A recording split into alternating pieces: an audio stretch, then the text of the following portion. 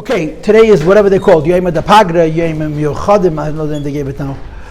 We're doing Chof Macheshvan. Okay, today is Tezvav Macheshvan. Next week, Tuesday, is the birthday of the Rebbe Rashab. So we're going to use the time that we have to talk about the Rebbe Rashab. The Rebbe Rashab became a Rebbe unofficially 5 weeks before his 22nd birthday. Okay, which means most of you are going to marry boys, Mitzvah Hashem, older than the Rebbe Rashab was when he became a Rebbe. And if that doesn't freak you out, you don't have any freak nerve in you. He was very young, by far the youngest. None of the Rabbeim became a Rebbe at such a junior age.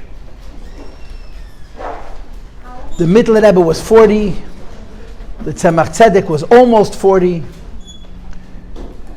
Even the Rebbe Marash was in his 30s. The Frierdiker Rebbe was 40. The Rebbe Zogazunzheim was almost 50. The Rebbe Rashab was 21. He was almost 22, but he was 21. He was very young when he became a Rebbe, incredibly young. That as a young man, the Rebbe Nishma Seiden, the avodah that he did on himself was not normal. When he became a Rebbe at the age of 21 years and 11 months and 3 weeks, his goof was already broken from avodah. He pushed his goof. He broke his goof down. The Rebbe Rashab's avodah pratis was extraordinary. You know, I always tell this to the students that if you had to do word association, yeah. So every one of the Rebbe, what one word would you use for the Baal Shem Tov? I would say love. You can argue, but that's my opinion. If you said the Alter Rebbe, what would you say? You'd say mind, moyach. Yeah, you would say the middle Rebbe, you would say holy. The Tzemach Tzedek, you would say everything is combined together. The Rebbe Marash, you'd probably say king. He was the boss of the world. And you say the Rebbe Rashab, you say work. Work. All the Rabbeim worked hard, but we know about the Rebbe Rashab's avodah. The Frierdiker Rebbe revealed to us the avodah that Rebbe Rashab did is unbelievable. It's not normal how hard the Rebbe Nishma Seiden worked. It's really extraordinary. And he became a Rebbe at a very young age. Before bar mitzvah, his father told him that he's going to be a Rebbe, and it caused him pain, a chronic pain, which he suffered from his whole life. It never left him. And he told the Frierdiker Rebbe that when my father told me that I'm destined to be a Rebbe, before bar mitzvah, I trained my goof to do what says in Shulchan Aruch instinctively, by feel. The Rebbe Rashab learned the whole Shulchan Aruch with all the different opinions. He took on every chumrah of every shita before bar mitzvah. Before bar mitzvah. The second thing about the before of the Rebbe Rashab is his desperate need for his father. The Rebbe Rashab had a Rebbe. His Rebbe happened to be his father, but the Rebbe Marash was his Rebbe, meaning the Rebbe Marash didn't have paternal love. He had a lot of love, but the love did not interfere with teaching the Rebbe Nishma Seiden how to serve Hashem. And serving Hashem is not a cup of coffee and a barbecue. Serving Hashem is Mesiras Nefesh. And the Rebbe Rashab needed his father. He needed his father. The Rebbe Marash passed away. He was 47 years old, 48 years old. And we know from various different sources that it was a loy ita. He was one of the Rabbeim who passed away early to stop pogroms. The Alter Rebbe passed away early. The Rebbe Rashab passed away early. The middle Rebbe passed away early. And the Rebbe Marash also passed away early. Each one is a different story and a different reason. And the Rebbe Rashab missed his father terribly. The loss of his father, it says in the Sefer Charech Lanar, they have a brief biography of the Rebbe Rashab. Histalkus Aviv Asa Allah Reisham Az. The loss of his father was devastating to him. And Lubavitch went through a very, very strange period. When the Rebbe Marash passed away, so there was the Mishpacha. The Rebbe Marash had children. The Rebbe Marash had 2 daughters, and he had 4 sons, but one had passed away, and he had 3 sons. And the Lubavitcher Kehila, Nash, had a loyalty to what they called Beis Harav, to the Mishpacha of the Rebbe. But the Rebbe Rashab didn't really become a Rebbe officially right away. It took a long time. And the fact was that during that period, which was about 10 years or even 11 years, A lot of people left Lubavitch. In other words, Lubavitch was anyways a small Chassidus. The big Chabad Chassidus was not Lubavitch. The big Chabad Chassidus was Kopust and Liadi, the other competitions. Some of Tzedek's children, each one became a Rebbe in a different place. The biggest Chabad was Kopust. The second biggest Chabad was Liadi. Lubavitch was the smallest. And after the Stalkos of the Rebbe Marash, and his sons were so young, the Rashab was 23, the Rebbe Rashab was almost 22. A lot of the Hasidim who were Lubavitchers also left and went to other places. So they called it the dark period. The Tkufas Achei was a very, very dark period. And for 10 or 11 years, the Rebbe Nishmas Eden, I don't know what wording to use. He went through in Achei Temimim. He did not fully become a Rebbe till 11 years after his father passed away. Go ahead. You had your hand raised. Yeah, you said that he became Rebbe at 20. The Rebbe became Rebbe at 22. So that did it? 5 weeks shy of his 22nd birthday. But he said he didn't officially become Rebbe? He didn't take it officially, right, until he was almost 33. Till he was almost 33. Or 34. But 33. But unofficially he was a Rebbe. I mean, a Rebbe becomes a Rebbe, the Gemara says. It's a Gemara Masechet Kedushin that as soon as one sun sets, the other sun rises. The first year after the Rebbe Marash passed away, the Rebbe Rashab was B'chala Porush. He lived in his father's office. He slept there. There's his father's lyhadus room. The Rebbe Marash lyhadus room was a very, very large room, with very comfortable. It was very rich. The Rebbe Marash, for a period of time, had a lot of money. By the time the Rebbe Marash passed away, there was not 2 cents in the house, but there was Tkufas. The Rebbe Marash had a hanhoga of Ashidus, and his office was very comfortable. The Rebbe Rashab wasn't living there because it was comfortable. He was living there because it was his father's cheder. But for the first year, he mamish lived in the room. There was an old chassid, a very famous chassid, whose name was Achei Temimim. They called him a Hendel. Achei Temimim was not such a big cup, it was a moedinik greisa hat. He was a big chassid. The Friedrich Rebbe talks about him with great reverence. Rebbe Hendel was alone. Apparently his wife had passed away. He lived in Lubavitch in great poverty, had a tiny little house. And he would go, he was by the Rebbe a lot, by the Rebbe Rashab. He would open up the door, the Chassidim would come in for Shachris. As soon as Shachris was over, he would push everybody out and close the door. When it came time for Mincha, he would open the door, and everybody would come in, they would stand there for Mincha, and then they would kick them out. And when it came time for Ma'ariv, it was the same thing. The Rebbe Rashab was mamish isolated, all by himself during that year. During that year, the Rebbe Rashab wrote Chassidus. He also said Chassidus. We have a whole krach, Sefer HaMaimorim, Tafresh Mem Gimel, Tafresh Mem Daled, Yesod HaMaimorim, including some very important Maimorim, like the Maimed Tanan Abad Ner Chanukah Tafresh Mem Gimel, which he wrote literally 2 months after his father passed away. But Beklal, he was very, very isolated. Yechidus was very intermittent. He didn't always see people. There were times that he did see people. There were times that he didn't see people. There were also periods of time when he would only see men and not see women. There were all kinds of limitations on this. But it seems like this early life, the early Nesias of the Rebbe Nishmas Eden, the Rebbe Rashab, was very, very by himself. It was very, very hard for him. Very, very by himself. Was he married? Of course he was married. The Friedrich Rebbe was already born. When did the Rebbe Rashab get married? In 1875. And this is 1882. 15. Go ahead. She raised her hand, so I didn't answer her, you see. Are you talking about in some 11-year period? Yeah. The Yechidus was isolated? Yes. Or It was intermittent. once he became Rebbe, Once he became Rebbe, the Rebbe Rashab was a very successful Rebbe.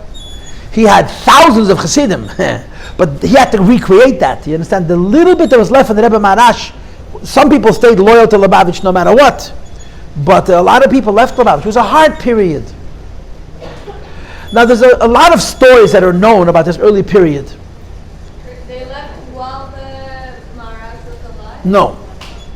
The Rebbe Marash passed away, and there was a lot of politics. Koppa screamed, "We're the real Chabad," and Lubavitch is a hiccup. When the Rebbe Marash was alive, the Rebbe Marash was a powerhouse. The Rebbe Marash was a king. The Rebbe Marash passed away. His children were so young, and Koppa was trying to suck everything out of Lubavitch, and people left. But some people stayed. And it was a big Mesiras Nefesh. And those who stayed loyal to Lubavitch during that period were so dedicated They were not, the Rebbe was not their Rebbe, they were his Hasidim. Their whole purpose was to build up the Rebbe Rashab. There's some very, very beautiful stories about the Elter Chassidim who stayed loyal to Lubavitch and their Mesiras Nefesh to help the Rebbe Rashab. Was it known that the Rebbe Rashab was meant to be the next Rebbe from according to the will of the Maharash? No. The Rebbe Marash told him, but he didn't tell anybody. We know now. At the time, there were two candidates, but there was no politics. There were two brothers. There were three brothers, but two were fit to be Rebbe. Each one said it was the other. It wasn't like now where each one wanted, where the Rashab wanted the job. The Razor said, go to my younger brother. And the younger brother said, me? I'm not a Rebbe, even though his father told him a Fedish. So after a year, the Razor left Lubavitch. He physically moved. And I believe, and I can't prove this, that part of the reason he moved was because he wanted to take away any doubt that it was his brother that was meant to be Rebbe. The Razor was, the older brother, was very much like the Rebbe Marash. He was a very big personality. He was a phenomenal genius, and he was very cosmopolitan. He knew the world. The Rebbe Rashab was not that way. The Rebbe Rashab was a Morosh Cheder. He was a very introverted person. He didn't even speak Russian. The Razor spoke 25 languages, and the Rebbe Rashab didn't speak Russian. Their personalities were very different, and the Rebbe Marash was very much like the older brother. But the Razor knew that the Rashab has to be Rebbe. Anyway, the Eibishter runs the world. There's a lot of stories that are known about this period. One of the stories, which is now in the Rebbe Sichos also, is that the Frierdiker Rebbe said, the Frierdiker Rebbe was, when the Rebbe Marash passed away, the Frierdiker Rebbe was 2 years and 3 months old. The Frierdiker was born Tafresh Mem, his grandfather passed away Tish Tafresh Mem Gimel, he was 2 years, born Yudbis Tamas, he was 2 years and 3 months old. And the Frierdiker Rebbe said, I had an incredible imagination. I had incredible imagination. And my imagination worked best when I would go into my Zayda's room, to the Rebbe Marash Cheder. So the Frierdiker Rebbe says, as a very little boy, could be even before Upshen, I would sneak into my Zayda's room, I would sit down on these very, very expensive sofas that he had from the olden days when there was a lot of Ashiris, and I would daydream. Now, the Rebbe doesn't say what the daydreams were, but I guarantee you he wasn't imagining himself being a fireman or a garbage collector or a policeman, or driving a bus like most kids of that age were thinking, most boys. He was daydreaming what the Rebbe daydreams. He said, I once went into my grandfather's cheder. It was Mem Gimel Mem Daldu. He was the year of Avelis, so shortly thereafter. I climbed onto one of these chairs, and he started to daydream.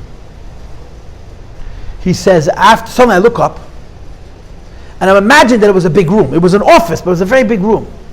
I look across the room, and my father is standing opposite the table of the Rebbe Marash. It was after the Estalkus, with his big day Shabbos, with a surtuk, with a shtraimel, with a gartel. And he was muttering, he was talking to the empty chair. I couldn't hear his voice, I could see his lips moving, and there were tears flowing down his face. And the Frierdiker Rebbe, who was either 2 years old or 3 years old at the time, said, I became so afraid, I was frozen from fright. I couldn't move. So I started to scream, to wail. My mother, the Rebbe Sinstein, heard my screaming, so she ran in and she pulled me out of the room. Frierdiker Rebbe was 2 or 3. He sees his father standing next to the opposite empty chair and he's crying. How many 2-year-olds would freak out from such a tziyur? I mean, why was he so afraid? In my mind, there's no question that the Frierdiker Rebbe saw the Rebbe Marash also. He was a 3-year-old kid, and he knows his grandfather passes away, and there he is. The Rebbe doesn't say that. I'm just inferring it. The Rebbe told the story during Pashas Asfarim to bring out the point that even after the Stalkus of a Rebbe, the place where the Rebbe was, and then a chosn that the Rebbe uses, the Kedusha is still there. This is a story from the first period, after the Stalkus of the Rebbe Marash.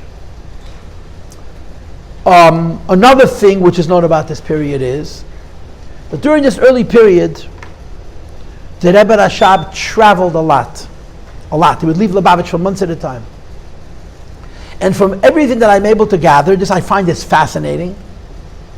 The Rebbe Rashab always traveled with his wife, always. All the Rabbeim left their wives behind. The Frierdiker did not travel with his wife.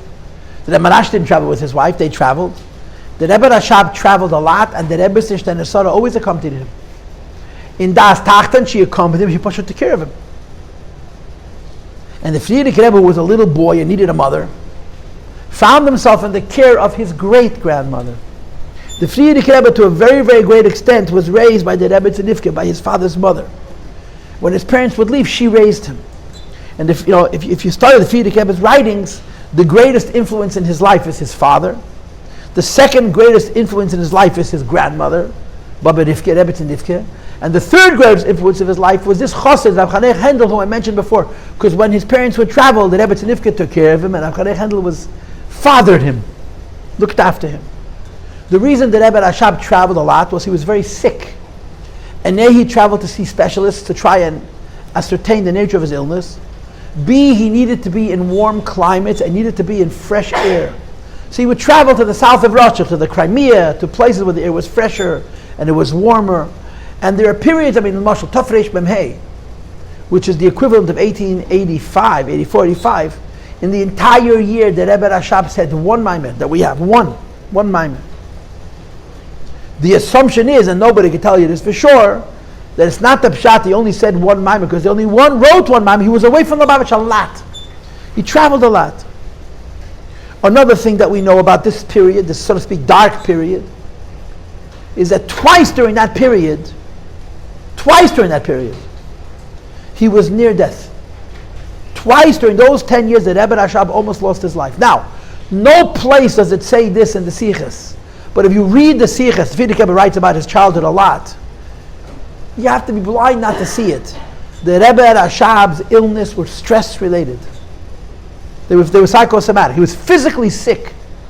Very, very, very sick. And it was the symptom of Pasha, the incredible stress. The Rebbe Rashab's sense of burden and responsibility about being a Rebbe so exhausted his guf, it literally almost took his life. Twice. He was very ill. And with God's help, with great miracles, he recovered from those illnesses. The first one was around Tafresh Memvav, Mem Zayin, that would be 1886, 87. He was very, very sick. And the other was Tafresh Nanav, Mem Tes Nanav, 1889, 1891. The Frierdiker Rebbe writes in a letter, girls listen to this, the Frierdiker Rebbe writes in a letter that between the ages of 9 and 11 I had no father. Between the ages of 9 and 11 I didn't have a I had no father. He had a father, but the Rebbe was so preoccupied, the Rebbe Rashab.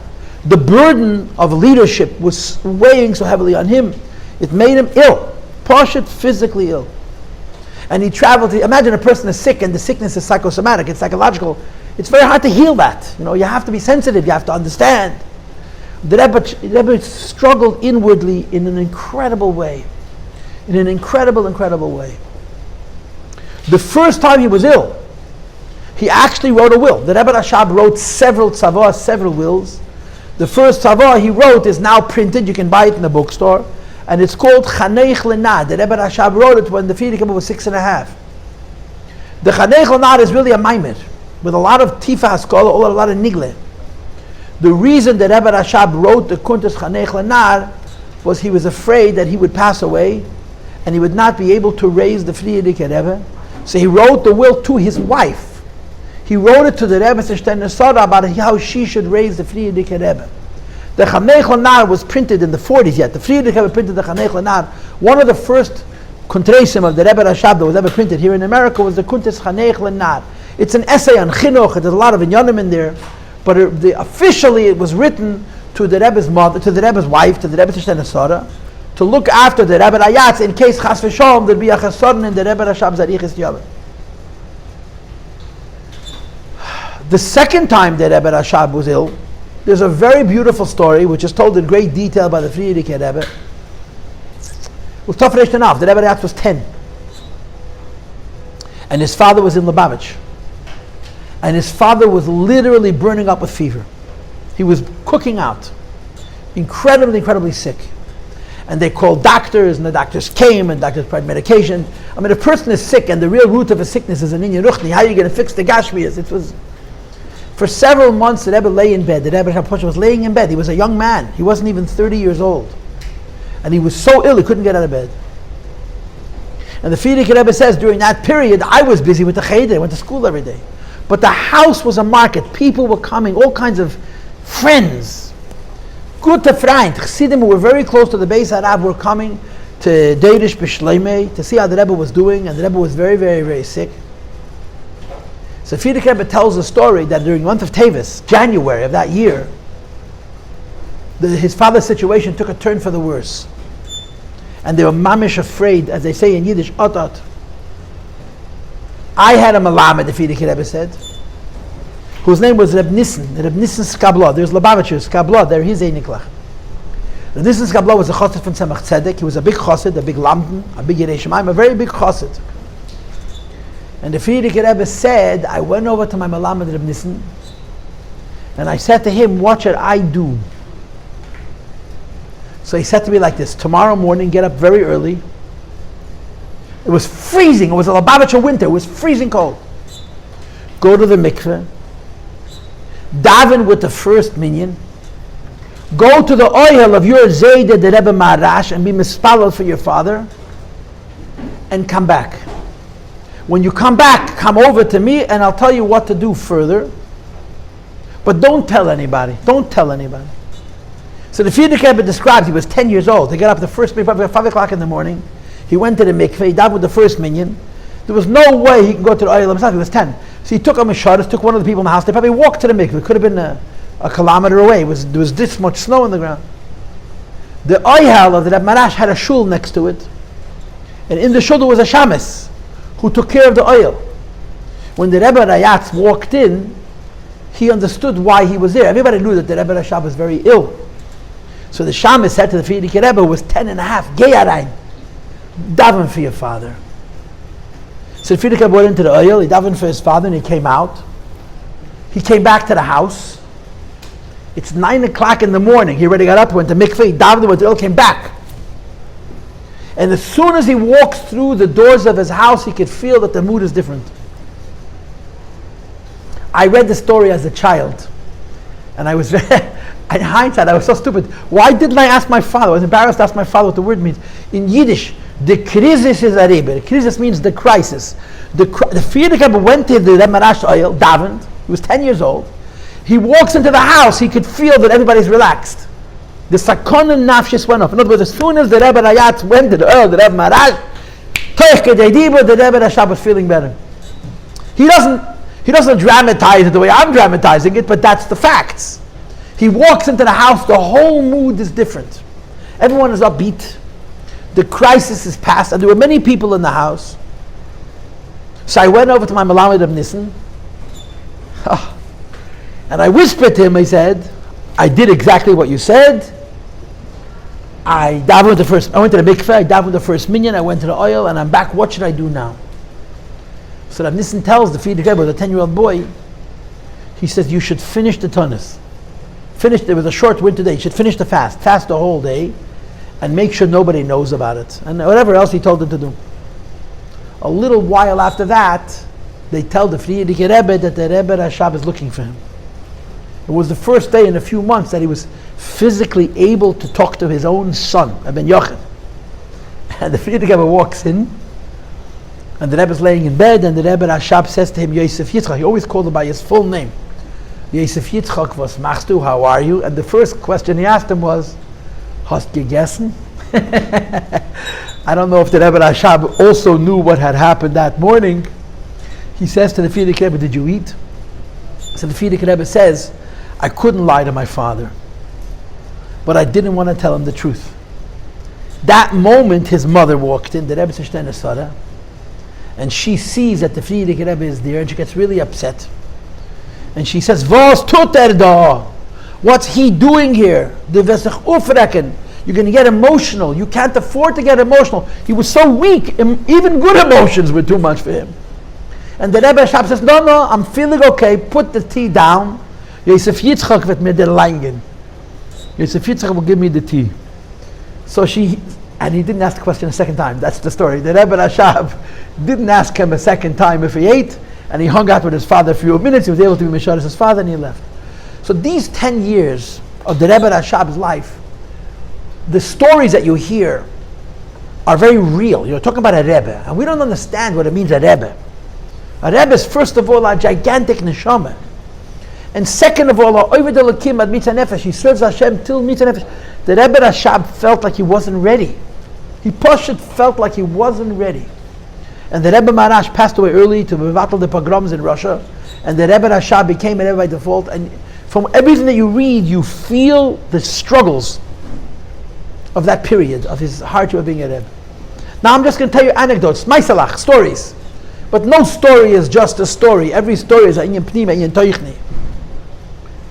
One of the stories of the early years after the Rebbe Marash Talkus is Mamash HaMeshugan HaMaisa. The Rebbe Rashab had a minig. The Rebbe Rashab had a minig, which he kept his whole life. That every Monday he would go into his mother, the Rebbe Tzendivke. She lived till Ayin Dalet. She lived 32 years. I mean, she passed away, Sahakel, 6 years before her son. She lives into her 80s. The Rebbe Rashab didn't live till 60. Every Monday he would go into his mother and do kibbud av v'eim. The way he did it was he would go into her house, he would put up a chaynik, a samavar, boiling water, and then he would serve her a glass of tea. This was his kibbud av v'eim. And they would put on kibbud. I mean, I don't know if he prepared it or the Rebbe prepared it, but they put on a piece of cake, something on the table, and he would pour his mother, a glass of tea. He would also drink tea, and they would sit and talk for a half an hour. It was like a fabringen. And the Rebbe Tzendivke would sometimes invite 1 or 2 or 3 elder chassidim to sit at these mini Monday fabringen. This was the Rebbe Rashab's kibbud av v'eim. Every Monday, he would go into his mother and pour her a glass of tea and fabring with her. Even when the Rebbe was away from Lubavitch, if he was close enough by, he would travel home for the Monday glass of tea, and he would go back to where he was.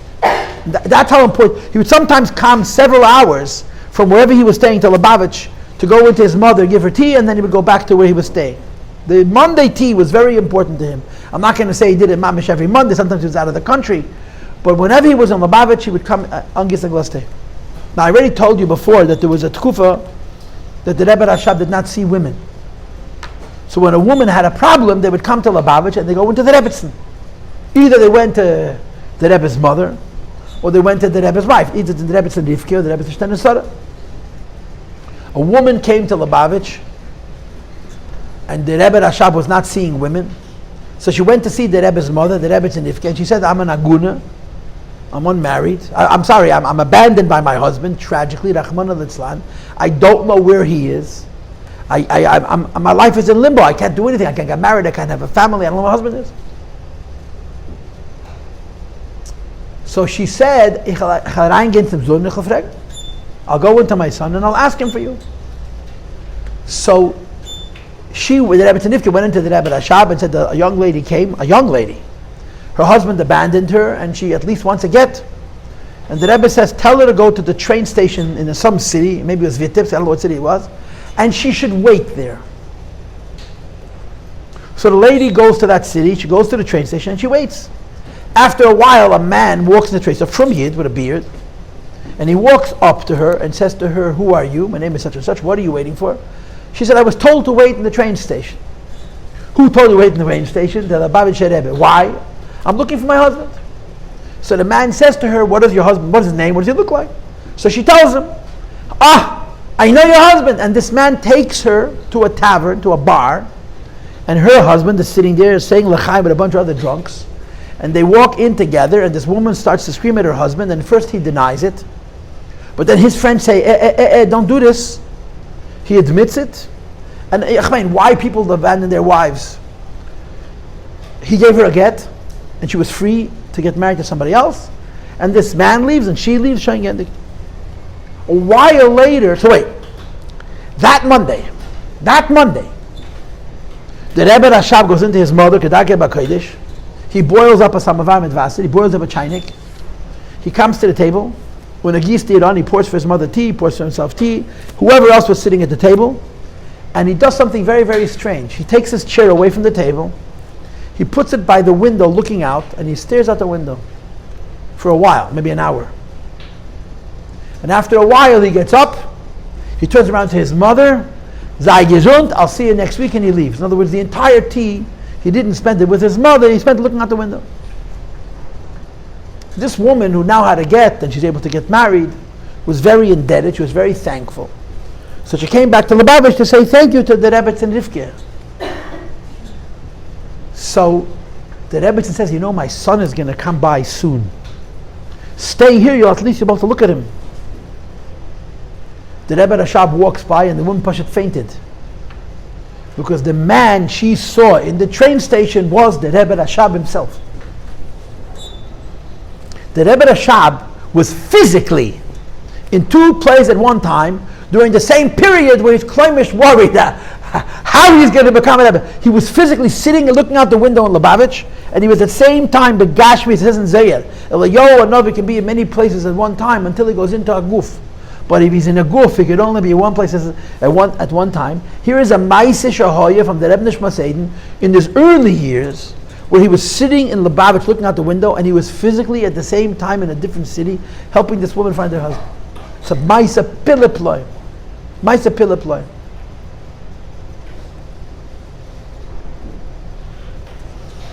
Another story that happened during this period is, I guess I'll present it in the following way. The Chassidim of the Rebbe Marash, the great Chassidim, either of the Rebbe Marash or even from the Tzemach Tzedek, they were all older than the Rebbe Rashab. The Rebbe Rashab was in his early 20s. They were in their 30s, 40s, and 50s. They were very, very loyal to Lubavitch. Those Chassidim who didn't leave Lubavitch, their whole amechi, their whole ich, their whole ani, was to be mechazik the Rebbe Rashab, the Marash and his children, the Mishpacha.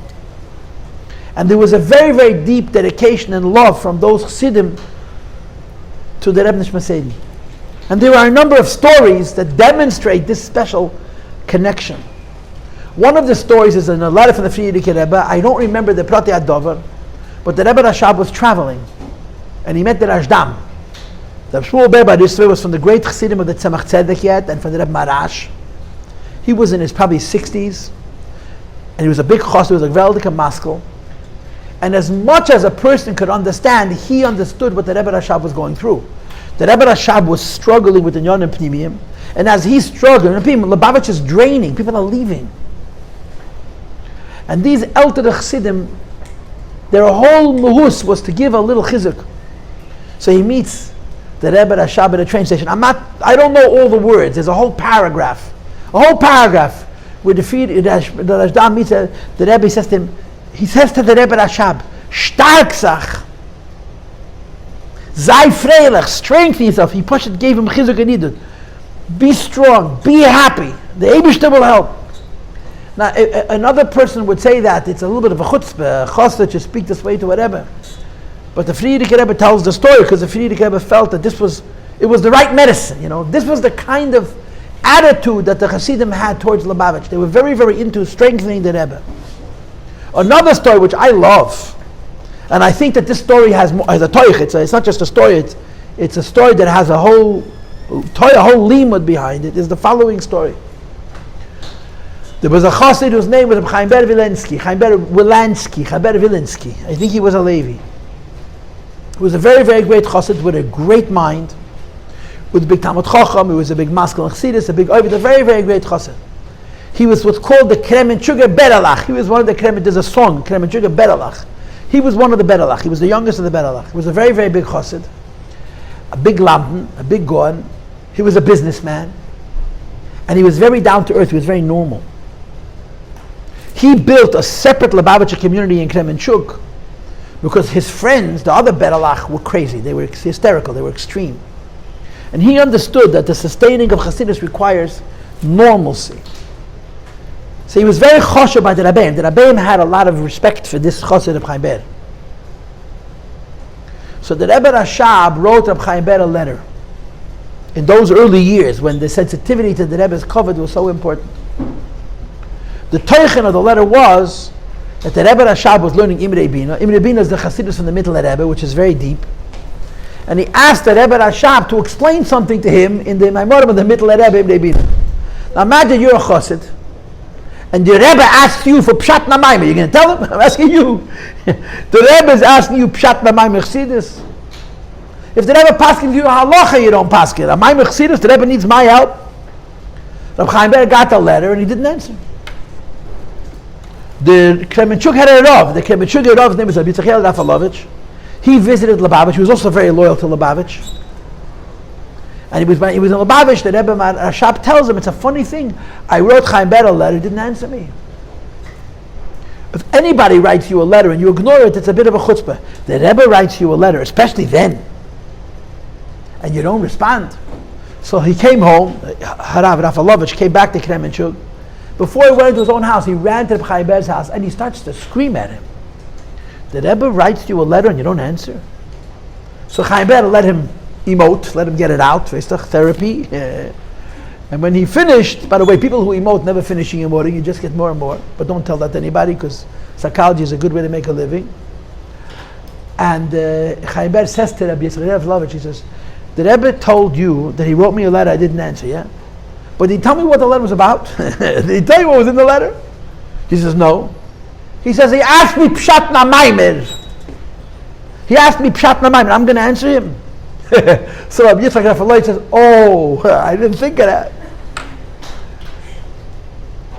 And he said, Chaim Ber said, the Rebbe will manage without my help. He doesn't need my help. That Shavuos, that year Shavuos, Rabbi Chaim Ber came to Lubavitch. And he went into the Achei Temimim. They used to have in every shul, every Lubavitch shul, it's called the Chabadnitze. Chabadnitze means Achei Temimim, a small room for the Oivdim, for the daven. So Chaim Ber went into the Chabadnitze, he still davening, he was davening. The Rebbe Rashab walked into the Chabadnitze on the way out of shul, and he stood and he watched Chaim Ber daven. Chaim Ber did not see the Rebbe at all. He was not in that world. And the Rebbe stood for a while. I don't know how long, but he stood for a while. And he watched, and he watched, and he watched. And when he walked away, he said the following. He said, is gerecht. Ich habe sich gekannt einkehren onem. Ich gewollt aber wissen, sie da mit Seichel allein kämen durchgehen. Which means, he's right. I didn't need his help to understand the Maimer. But I wanted to know whether this piece of Maimer can be learned intellectually alone, or you have to have a higher neshama. The Rebbe Rashab asked Chaim Ber Pshat, not because he didn't know, because he wasn't sure if he understood it or he saw it. With Ruach HaKodesh or it was Seichel. And the only way to find out was to ask a Chassid. The Chassid doesn't have Ruach HaKodesh. If the Chassid understands, then Mistabed the Rebbe also understands. If the Chassid doesn't understand, then the Rebbe not sure if he understands. That's a very sweet story, very interesting story. Nocha Sipur, another story during this period. I'm sorry, I only have 5 minutes. I could use 20. I heard this from my Melamed, Rabbi Fuchs, Olav Shalom. He taught me Teda literally 46 years ago. So he told me this story that the Rebbe Rashab was traveling. It was in the early 1880s, in Memdel, shortly after his father passed. The Rebbe Rashab was traveling. And he traveled like a businessman. The Rebbe traveled always second class. Today they call it business class. In those days they call it second class. First class is for the fundraisers and for the royalty. Second class for businessmen. Third class is for Pashut people. The Rebbe traveled second class, business class. So the Rebbe Rashab is on the train, and there's another Fruma Yid, a businessman, Takeh. He sees the Rebbe, walks up to him, Shalom Aleichem. You know the oldest Yiddish cliché in the book. From wann kommt a Yid? Where's the Jew coming from? From Lubavitch. Lubavitch. I heard that the Lubavitch Rebbe passed away.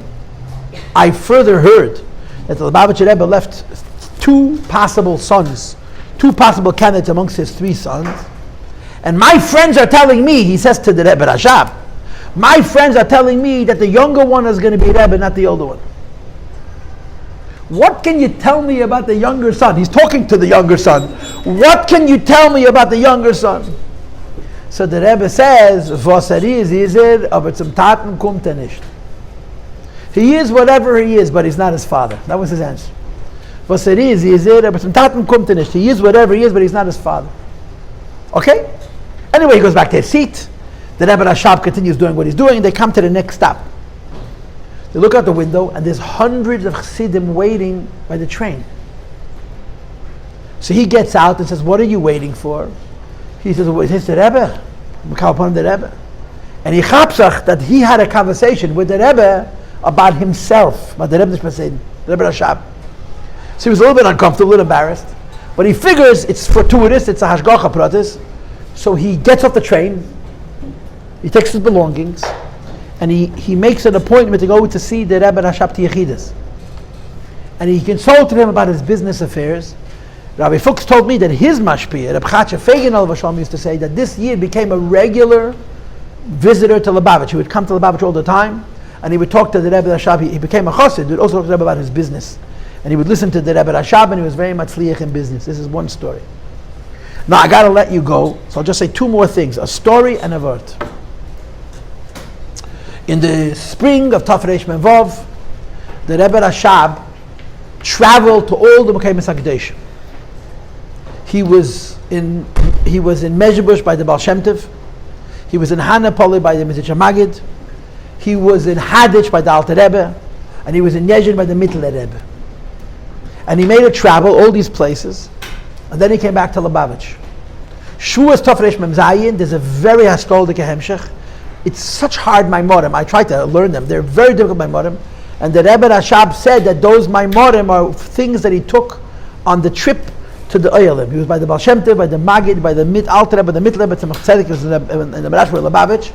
And he came back after that trip, and then the Haskol maimorim of Shuas, V'chol Omer Resh Mem Zayin, were based on what he got by the oil. I don't know how he come back from the oil with a maimir, but what do we know? So one of the places he visited was Hadich, the Alter Rebbe's Tzion. Now you have to bear in mind that in those days, Lubavitch had competition. There were 4 branches. There was Kopos, Liadin, Yezhin, and Lubavitch. And Lubavitch was the smallest. And you could understand yourself the jealousy. Each chassid felt my Rebbe is bigger, your Rebbe is a bluff. By the oil in Hadich, there was an old Yid. His name was Reb Tuvia. He had been yet by the Tzemach Tzedek, a chassid, and I was a chassid of the Koppester, Brahman Koppester. When the Rebbe Rashab walked into the oil, he knew exactly who the Rebbe Rashab was. He was many years older than the Rebbe Rashab. The Rebbe walked into the oil. He became very, very emotional, and he broke down. He cried like a child, bitter for a long time. When he walked out of the oil, Reb Tuvia, this old Tzemach Tzedek's chassid, says to the young Rebbe Rashab, "Junger Mann, was weinst du? Young man, why are you crying like that?" And the Rebbe Rashab answers him with these words: "Amezucht, umezucht, men kommt zum Mocker, und es ist noch alles nicht klar, weint sich. You search and you search and you search and you come to the source, and you still don't have clarity, you cry." So Reb Tuvia said to the Rebbe Rashab, "Junger Mann, a younger man darf haben a Rebbe. A young man needs a Rebbe." It was a shtech. So the Rebbe Rashab gives him back. "As ich weiß, wo es da a Rebbe, wollte ich gefahren nach viele me'evel hayam." If I knew where I could find the Rebbe, I would even go overseas. Meaning to say, what you got ain't the real thing. As ich weiß, wo es da a Rebbe, wollte ich gefahren nach viele me'evel. Now I have to let you go. I just want to tell you the end of the story. Rosh Hashanah Tafresh Nun Daled, which is 2 weeks before his father's 11th yahrzeit. The Friedrich says the year of Avelis plus 10 years. The Rebbe Rashab walked into the shul, and he walked straight over to his father's seat, and he sat down in his father's place. And now it was official. He walked into the Beis Medrash. I don't know if it was a different stand. He walked over to the place where his father, the Rebbe Marash, sat, and he sat down by this. I don't know if it was the same stand, but in the same place where his father stood, and then it was official. A few years after that, the Rebbe Rashab made Achei Temimim. And as they say in the real world, the rest is history. Okay, good Shabbos. I'll see you, Mr. Shem.